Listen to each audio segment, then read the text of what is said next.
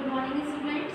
Welcome you all in your new online section of 2021-22. This is your science class. My name is Surbhi Bhardwaj. I am a science teacher, and today we will study together chapter 1, topic crop production and management of class 8.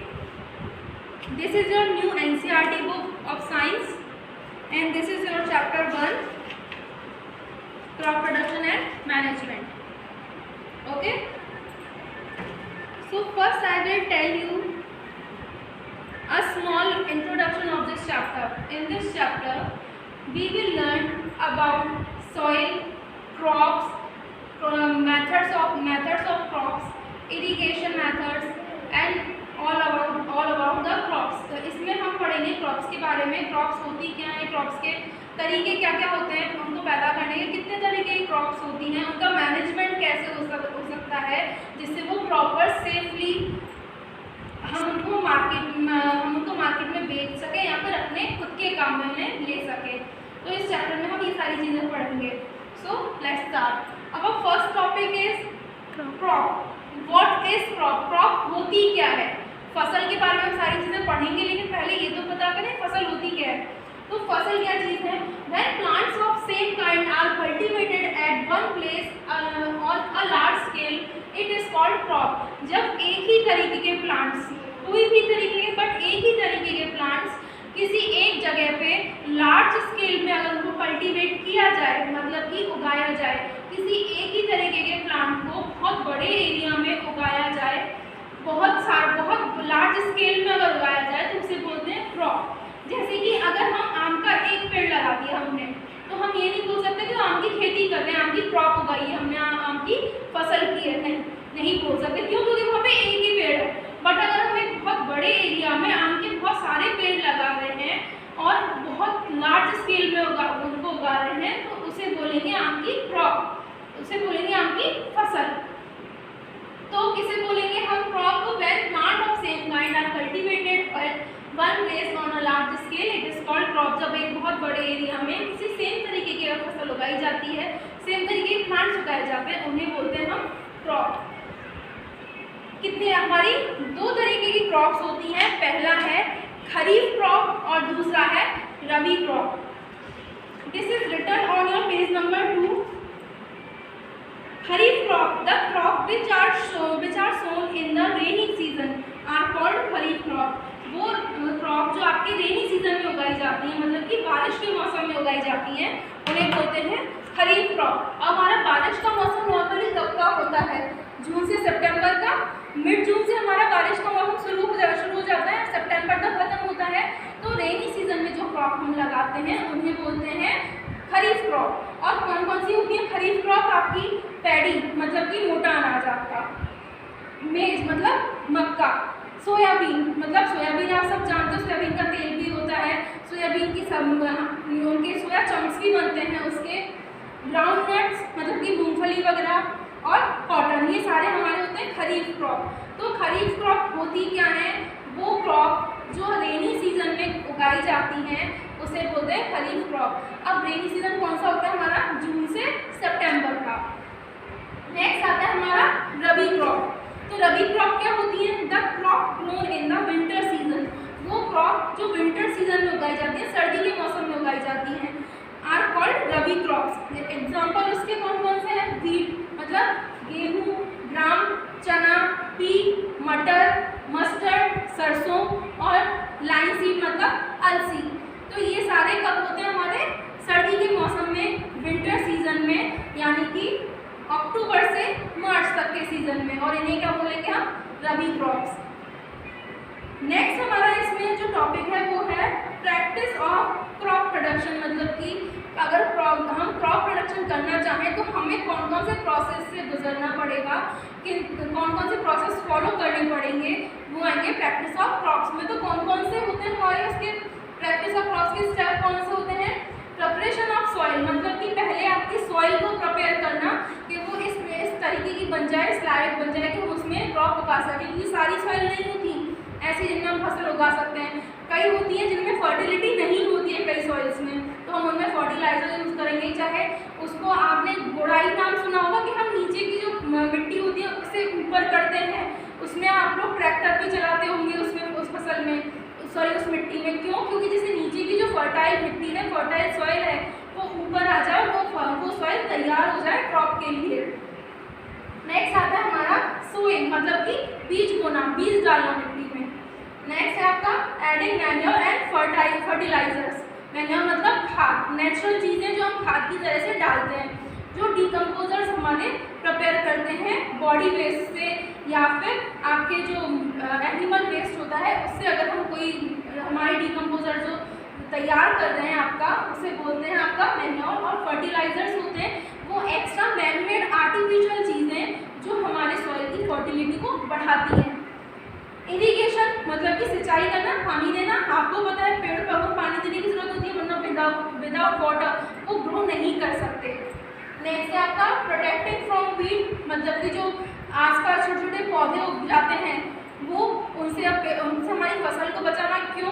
अब एक बात बताओ, एक limited sources हैं हमारे पास, हमने अपनी फसल में पानी दे दिया, खाद भी डाल दी, सब काम कर दिए, लेकिन उसके पास में जो छोटे मोटे पौधे उग के आ गए, जो पानी हमारी फसल को चाहिए वो पानी वो कंज्यूम कर लेंगे, जो हमारे फर्टिलाइजर्स फसल को चाहिए वो वीड्स कंज्यूम कर लेंगे। तो हमें उनको हटाना पड़ेगा ना हमारी फसल को ढंग से ग्रो करने के लिए, तो इसलिए हमारी फसल को वीड्स से भी हमें बचाना पड़ता है।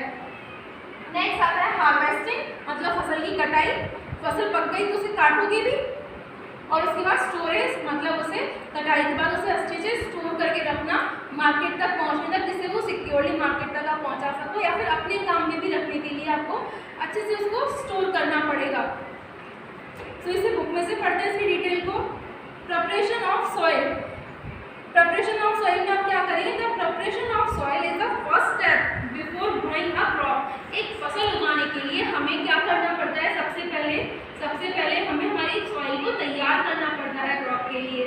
One of the most important task in irrigation is to turn the soil and loosen it. Turn the soil मतलब कि मिट्टी को पलटना, नीचे से खोद के नीचे वाली मिट्टी को ऊपर लेके आना, और लूज इट, और उसे ढीला करना मिट्टी को, जिससे उसमें सीड अच्छे से जा सके। This allows the root to penetrate deep into the soil. क्यों? जिससे कि ये रूट्स को ना अच्छे से मिट्टी में जाने के लिए अलाउ करता है, इससे रूट्स अच्छे से मिट्टी तक चली जाती है, नीचे तक चली जाती है। The loose soil allow the root to breathe easily even when they go deep into the soil। और इनसे होता क्या है, अगर लूज हो गई है हमारी सॉइल तो उसमें एयर जाएगी, और एयर जाएगी तो हमारी जो रूट्स होंगी, क्रॉप की रूट्स होंगी, उनको अच्छे से एयर मिलेगी ब्रीथ करने के लिए। और विदाउट एयर वो हमारी जो क्रॉप्स हैं वो खाना नहीं बना सकती, फोटोसिंथेसिस नहीं हो सकता, तो हमारी क्रॉप ग्रो नहीं करेगी अगर उसमें एयर नहीं होगी तो। The loosened soil help in the growth of earthworm and microbes present in the soil। और ये हमारे earthworms को और microbes को भी हेल्प करती है हमारी मिट्टी को फर्टाइल करने के लिए। These organisms are friend of farmers since they further turn and loosen the soil and add humus to it। अब earthworms होते हैं, इनको बोला जाता है फार्मर का फ्रेंड। क्यों बोला जाता है फार्मर का फ्रेंड? क्योंकि मैंने ही बताया था क्या करते हैं, लूजन अप करते हैं हम सॉइल को और टर्न करते हैं। ये काम हम कर रहे हैं, लेकिन अर्थवर्म्स होते हैं वो भी ये काम करते हैं अपने आप, वो भी नीचे की मिट्टी को ऊपर लेके आते हैं। तो इससे क्या होगा? इससे वही एयर जाएगी अच्छे से मिट्टी में, और एयर जाएगी तो क्रॉप अच्छे से ग्रो करेगी, तो इसलिए इनको फार्मर का फ्रेंड भी बोला जाता है। Come on the next page, first paragraph. The process of loosening and turning of the soil is tilling और प्लोइंग। इसे हम क्या बोलते हैं? इस प्रोसेस को, मिट्टी को ढीला करने और पलटने की प्रोसेस को क्या बोलते हैं? टिलिंग और प्लोइंग। जोतना, खेत को जोतना, आपने जोतना वर्ड सुना होगा, तो इसे क्या बोलेंगे हम? टिलिंग और ploughing. This is done by using a plough. ये हल की मदद से होता है। प्लो मीन्स हल, तो ये किसकी मदद से होता है? हल की मदद से। हमारे ट्रैक्टर्स में भी आपने देखा होगा कांटे से लगे हुए होते हैं पीछे, वो ट्रैक्टर उसमें चलाते हैं तो उसकी जो मिट्टी होती है वो ढीली हो जाती है और पलटती हुई जाती है। तो क्यों होते हैं? वो प्लोइंग के लिए होते हैं। If the soil is dry, it may need watering before plowing। अगर आपकी जो आपका खेत है, आपका फील्ड है, उसकी अगर मिट्टी ड्राई है तो उसको पहले आपको प्लो करने से पहले थोड़ा सा आपको गीला करना पड़ेगा। क्यों?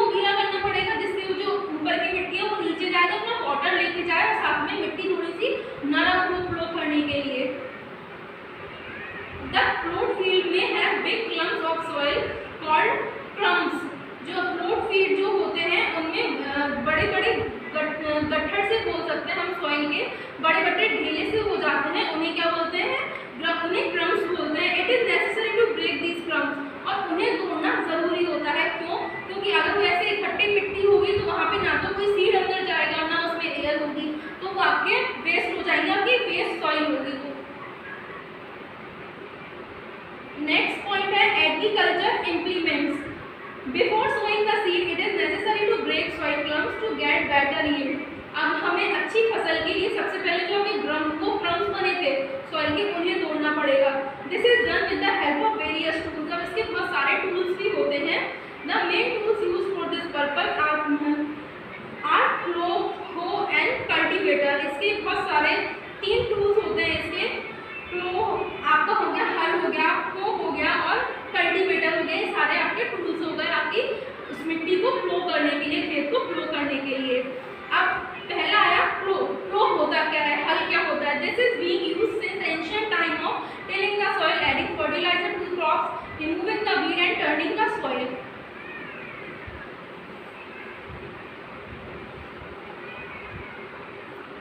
आपको इसमें डायग्राम दिखा रखा है प्लो का। इसमें जो फार्मर है वो उसने प्लो ही यूज कर रखा है। इसमें इसने अपने ऑक्स को यूज कर रखा है इसके लिए, और ऑक्स आगे लग रहे हैं और वो आगे प्लो करते, उसको खींचते जा रहे हैं प्लो को, जिससे जो हमारी सॉइल है उसकी प्लोइंग हो रही है, उसका टिलिंग हो रहा है, सॉइल हमारी टर्न हो रही है। तो ये जो है बहुत पुराने टाइम से यूज में आ रहा है प्लो। क्या ये किस किस काम में लेते थे लोग बाग? वही सेम उसकी प्लोइंग के लिए लेते थे, फर्टिलाइजर्स यूज करने के लिए भी लेते थे, इसी को वीड्स को हटाने के लिए भी इसी को काम में लेते थे, और सॉइल को टर्न करने के लिए भी प्लो को ही काम में लेते थे। This is made of would and is drawn by a pair of bulls और अदर एनिमल्स। ये लकड़ी का बना होता है और या तो बैल खींचते हैं या फिर और एनिमल्स जैसे कि घोड़े वगैरह और एनिमल भी इसे खींच सकते हैं।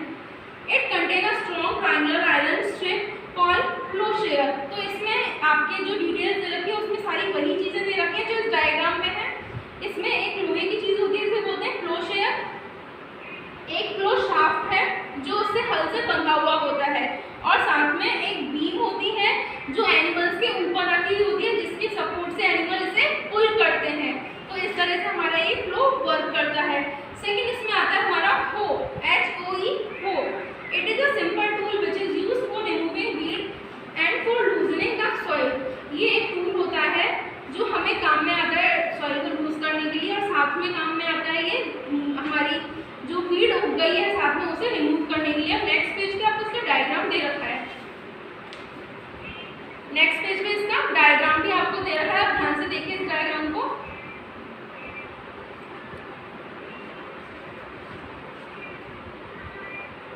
It has a long rod of would और आयरन। इसमें एक लंबी रॉड होती है, आयरन की भी हो सकती है, वुड की भी हो सकती है। A strong broad and bent plate of iron is fixed on its end work like a blade. और इसमें एक रॉड होती है जो साथ में एक ब्लेड की तरह वर्क करती है। It is pulled bye animal, और इसे भी कौन पुल करते हैं? एनिमल से पुल करते हैं। और हमारा थर्ड इसमें आता है कल्टीवेटर। कल्टीवेटर क्या होता है? आपको इसमें शो कर रखा है, ट्रैक्टर में लगा रखा है साथ में, इसे बोलते हैं कल्टीवेटर। ये हमारा मॉडर्न टेक्निक है जिसमें आपको कोई एनिमल रिसोर्सेज नहीं चाहिए, आपको मेहनत नहीं करनी, आपको सिर्फ ट्रैक्टर चलाना है, साथ में ये टूल उसमें ऐड करना है, उसमें ज्वाइन करना है, और ये आपका पूरा खेत को बहुत जल्दी प्लो कर देगा। तो ये बहुत मॉडर्न टेक्निक है, एफिशिएंट टेक्निक है और बहुत फास्ट काम करने वाली टेक्निक है। नेक्स्ट हमारा इसमें आता है पॉइंट सोइंग। सोइंग क्या होता है? सोइंग होता है बीज लगाना, बीज डालना हमारे क्रॉप के लिए। Sowing is an important part of crop production. ये बहुत इंपॉर्टेंट पार्ट होता है हमारे क्रॉप प्रोडक्शन का। Before sowing good quality clean and healthy seed of a good variety are selected. तो सोइंग में क्या कर, सबसे पहले जरूरी चीज़ क्या है? एक अच्छी क्वालिटी का सीड सेलेक्ट करना, अच्छा हो, हेल्दी हो और बहुत अच्छी क्रॉप को आगे बढ़ा सके, उसको सेलेक्ट करना। तो ये काम फार्मर करता है। वो सबसे पहले एक अच्छी क्वालिटी का हेल्दी सीड सेलेक्ट करता है अपनी फसल के लिए। Farmer prefer to use seed which give high yield. तो फार्मर कौन सा अपना सीड सेलेक्ट करेंगे? ऑब्वियस सी बात है, जो ज़्यादा फसल उनको दे सके, ज़्यादा अपनी पैदावार कर सके। अब इसके टूल्स दे रखे हैं, कौन कौन से टूल्स काम में आते हैं हमारी सोइंग के लिए। ट्रेडिशनल टूल क्या होता है, जो हमारा एनिमल्स हेल्प से चलता है। The tool use traditionally for sowing seed is shaped like a funnel. ये फनल की तरह शेप होता है। फनल मतलब कि ऊपर से जुड़ा और नीचे से ये कम होता जाता है, इसका सरफेस कम होता जाता है। आपको इसमें दे रखा है डायग्राम में, इसमें आपको ऑक्स के साथ में ये एक आपको टूल कनेक्ट हो रखा है। इसमें ये ऊपर फनल है और यहाँ पे जो ये फार्मर है ये इसमें सीड डालते जा रहे हैं और यहाँ पे नीचे एक खाली जगह होती है जिसमें से वो सीड निकलता जाता है। तो जैसे जैसे ऑक्स आगे बढ़ते जाएंगे आपके उसमें वो सीड नीचे गिरते जाएंगे और फसल और उसके लिए आपकी सॉइल में सीड अंदर जाता जाएगा। नेक्स्ट है आपका सीड ड्रिल। नेक्स्ट आता है सीड ड्रिल। ये मॉडर्न टेक्निक है, ऑब्वियस सी बात है, वो ट्रेडिशनल नहीं, ये मॉडर्न टेक्निक है। सीड ड्रिल ये है, इसमें एक साथ बीज डाल देते हैं। ये ट्रैक्टर से या फिर किसी भी ऐसी चीज़ से जुड़ा हुआ होता है। एक साथ इसमें आपका बीज डाल दिया और एक धीरे धीरे जैसे आगे बढ़ता जाएगा उसमें बीज गिरते जाएंगे मिट्टी में और उसमें मिट्टी में अंदर दबते जाएंगे। तो ये वही ट्रैक्टर से कनेक्टेड होता है, एफिशिएंट है। आजकल यही ज़्यादा यूज़ हो रहा है। क्यों? क्योंकि बहुत कम टाइम में ज़्यादा जगह को आप सोइंग कर सकते हो इसकी मदद से। इसका एक और मेन फायदा होता है, जो हम ट्रेडिशनल मेथड से जब करते थे, सोइंग जब करते थे, तो उससे क्या होता था, उससे बीज थोड़ा सा ऊपर रह जाता था। तो जो बर्ड्स होते थे वो उस बीज को ले जाते थे, वो उस बीज को खा जाते थे। लेकिन इसकी मदद से क्या होता है, आपके सीड ड्रिल की मदद से जो बीज है, हमारा सीड है, वो बहुत अंदर तक दब जाता है मिट्टी में, जिससे जो बर्ड्स हैं वो इन सीड्स को नहीं ले जा पाते और ज़्यादा से ज़्यादा आपका प्रोडक्शन होता है। यील्ड बहुत ज़्यादा होती है इससे। नेक्स्ट आता है adding manure and fertilizer. Manure क्या होंगे? अब आपके मैन्योर होते हैं आपके नेचुरल प्रोडक्ट होते हैं, नेचुरल सब्सटेंस होते हैं, जो किससे बनते हैं? एनिमल का जो वेस्ट होता है, काउ डंग हो सकता है, कोई भी एनिमल का डंग हो सकता है, और प्लांट्स रेजिड्यूज से बनते हैं। और किसकी मदद से बनते हैं? डीकम्पोजर्स की मदद से। जो डीकम्पोजर्स होते हैं वो इनको मैन्योर में बदलते हैं और ये हमारे जो फील्ड्स के लिए बहुत यूज़फुल होते हैं। क्यों यूज़फुल होते हैं? क्योंकि इनमें बहुत सारे वो ऐसे सब्सटेंसेस होते हैं, ऐसे न्यूट्रिएंट्स होते हैं जो एक क्रॉप को ज़रूरी होते हैं। और दूसरा आता है फर्टिलाइजर्स। फर्टिलाइजर्स क्या होते हैं? आर्टिफिशियल मैन मेड होते हैं। ये ऐसे साल्ट होते हैं, इनऑर्गेनिक साल्ट होते हैं जो आर्टिफिशियल होते हैं, और ये हमारी अगर हम फसल में डालें तो हमारी क्रॉप बहुत अच्छी, बहुत हेल्दीली ग्रो करती है और बहुत ही अच्छे से, बहुत लार्ज एरिया में ग्रो करती है। इसकी मदद से खराब नहीं होती, उसमें कीड़े कम लगते हैं इसकी मदद से। So the substance which are added to soil in the form of nutrient for the healthy growth of plant are called manure and fertilizers. ऐसे कोई सब्सटेंसेस जो हमारे प्लांट्स को हेल्दी ग्रो के लिए मदद करते हैं उन्हें बोलते हैं मैन्योर और फर्टिलाइजर। ये एज अ फूड काम करते हैं। हम जैसे कि कई अगर वीक है, कोई इंसान अगर वीक है तो उसे डॉक्टर प्रोटीन पाउडर देता है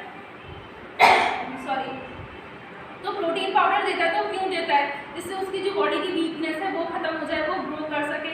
तो ये जो है, ये मान लो ये हमारी क्रॉप्स के प्रोटीन पाउडर होता है। ये तो ग्रो करने में हेल्प करते हैं, हेल्दी रहने में हेल्प करते हैं। और ये ज़रूरी क्यों होते हैं? अब हमारा जो जैसे फील्ड है उसमें हम लगातार उसमें कल्टीवेशन करते हैं, लगातार खेती करते हैं। अब लगातार खेती करेंगे तो क्या होता है, जो फर्टिलिटी होती है सॉइल की वो कम हो जाती है। अगर फर्टिलिटी कम हो गई तो ऑब्वियसली बात है हमारी जो फसल है वो कम होगी। तो इनकी मदद से वो फर्टिलिटी दोबारा आ जाती है, हमारी फसल अच्छी क्वांटिटी में होती है और हेल्दी फसल होती है।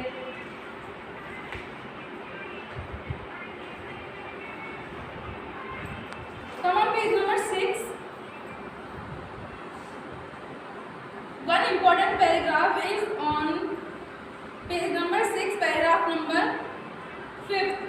And another method of replenishing the soil with nutrient is through crop rotation.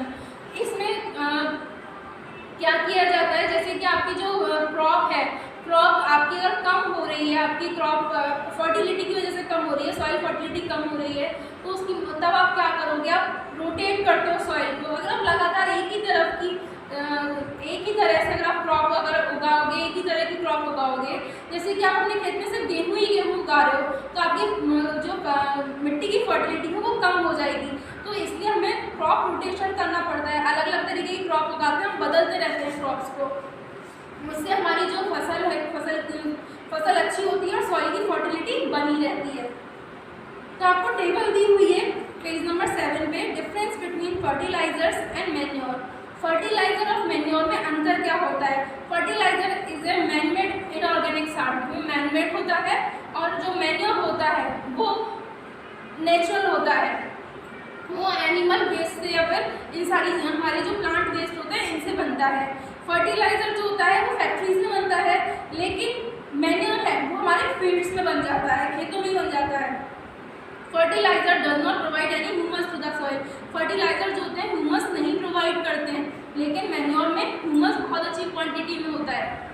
Fertilisers are very rich in plant nutrients, but manure जो होते हैं वो थोड़े कम रिच होते हैं। फर्टिलाइजर ज़्यादा रिच होते हैं न्यूट्रिएंट्स के लिए, और मैन्योर थोड़े कम रिच होते हैं।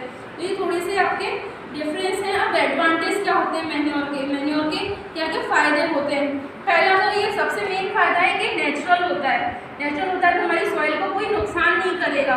हमारी क्रॉप जो होगी वो बिल्कुल ऑर्गेनिक क्रॉप होगी, उसमें कोई भी मैन मेड आर्टिफिशियल साल्ट नहीं होगा, तो हमारी बॉडी के लिए भी बहुत हेल्दी रहेगा। ये वाटर हमारी सॉइल की वाटर होल्डिंग कैपेसिटी को बढ़ाता है, मतलब पानी अच्छे से होल्ड कर सकती है हमारी सॉइल। उसके बाद में जो हमारी जो सॉइल है उसमें एयर बहुत अच्छे से कंटेन करके रखता है इसकी मदद से, जिससे हमारी जो क्रॉप है उसको ब्रीथ करने में मदद होती है। उसके अलावा ये हमारे जो माइक्रोब्स होते हैं, अर्थवर्म्स होते हैं, उनकी काउंटिंग में बढ़ाता है, और ये फार्मर फ्रेंड होते हैं। फार्मर फ्रेंड होंगे तो क्रॉप अच्छी होगी इनकी मदद से, और सॉइल के टेक्सचर को भी इम्प्रूव करता है, सॉइल की क्वालिटी को इम्प्रूव करता है। नेक्स्ट हमारा पॉइंट आता है इरिगेशन, मतलब कि वाटरिंग द क्रॉप, हमारी क्रॉप को पानी देना। तो आप ये जानते हो कि हमने पानी दे दिया, लेकिन हम किस किस तरीके से पानी दे सकते हैं हमारी क्रॉप्स में। तो सोर्स ऑफ इरिगेशन कौन से होते हैं हमारे? वेल्स हो गए, कुएं, tubewells, ponds, lake, river, dams and canals, ये सारे हमारे सोर्सेज हो गए। हम इन सोर्स से हमारा इरिगेशन कर सकते हैं, पानी दे सकते हैं। इरिगेशन के मेथड कौन कौन से होते हैं? पहला वही ट्रेडिशनल मेथड में क्या होता था? कुएं से पानी निकालते लोग, वहाँ से नालियाँ बनाते अपने खेतों में, और वहाँ कुएं से पानी खींच के नालियों में पानी बहाते, और उससे क्या होता? उससे पानी जाता, बट उसमें प्रॉब्लम क्या होती थी? एक तो एफर्ट बहुत लगता था, मेहनत बहुत लगती थी उसमें। अब क्या क्या होता है उस चीज़ में? अब हमारे पास स्प्रिंकलर मेथड आ गया, जैसे कि आपने देखा होगा फव्वारे लगे हुए होते हैं खेतों में, पाइपलाइन लगाई, उनमें फव्वारे लगाए, तो फव्वारे घूमते रहेंगे और उनमें स्प्रिंग होके पानी जाता रहेगा, तो उससे ड्रॉप टू ड्रॉप पानी जाता है बहुत अच्छे से। तो हमारी जो सॉइल होती है बहुत अच्छे से पानी को होल्ड कर लेती है, पानी को सोक कर लेती है, और हमारी पूरी क्रॉप को अच्छे से पानी लग जाता है। ड्रिप सिस्टम होता है, मतलब कि बूंद सिस्टम भी होता है। कैसे होगा? आपने पंप लगाया अपने वेल में, पंप से आपने वाटर सप्लाई के लिए लाइन डाल दी, और उससे ना बहुत थोड़ा ड्रॉप करके पानी जाता रहेगा क्रॉप्स में, और ड्रॉप करके जाएगा तो पानी को बहुत अच्छे से सोक कर लेगी हमारी क्रॉप, और बहुत अच्छे से ग्रो कर पाएगी। So this is it for today's class. अब इसका नेक्स्ट जो बाकी बचे हुए टॉपिक हैं वो हम अगली क्लास में करेंगे। Thank you, have a nice day.